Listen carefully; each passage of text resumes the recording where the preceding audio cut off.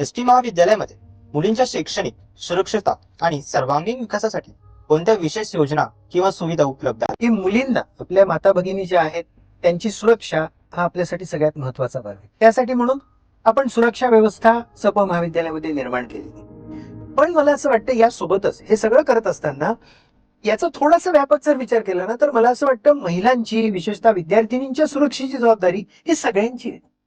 ही फक्त व्यवस्थेची नाही, ही फक्त प्रशासनाची नाही. आपण एक आग्रह असा धरलेला आहे की महाविद्यालयामध्ये येणाऱ्या प्रत्येक विद्यार्थ्यानं आयडेंटिटी कार्ड घातलं पाहिजे. त्यांचं हॉस्टेल जे आहे त्या ठिकाणी नियम आहे 8 वाजल्यानंतर मुलींना आतमध्ये प्रवेश नाही, त्यामुळे त्याच्या आतच त्यांना यायला लागतं. महिलांची सुरक्षा ही आपल्या सगळ्याची जबाबदारी आहे. या महाविद्यालयातल्या कुठल्याच विद्यार्थ्यानं माझ्या कुठल्याही भावानं कोणत्याही माझ्या विद्यार्थिनीशी वाईट वर्तन करू नये, कारण त्याचीही बहीण रस्त्यावर आहे.